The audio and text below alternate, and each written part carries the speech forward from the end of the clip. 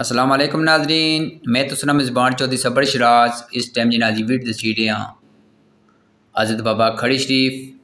मीरपरजाद Kashmir Nazi माशाअल्लाह दरबार तकी उसी कसीर तदाद बंदे तशने हाँ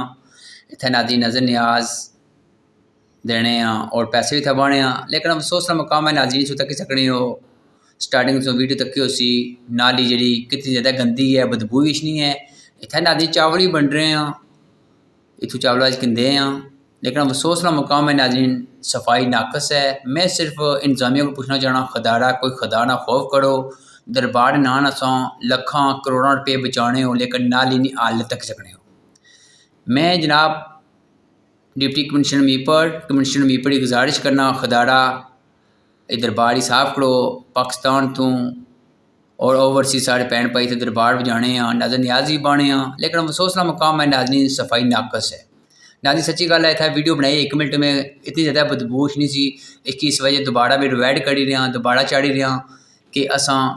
कुत्था जेकर पैसे पाने कुछ की देने पे पैसे कुद जाने लेकिन अफसोस का मुकाम है नाज़रीन लखा करोड़ों रुपये तशने सालाना बजट है जरा लेकिन सफाई से तक सकने नाकस है। तो बाकी वीडियो से सामने नाज़रीन तो सोचने वाली ना गल बात करके बहो कि इसमें बाड़ी से क्या है वाकई सही है ये गलत है जज़ाकल्लाह।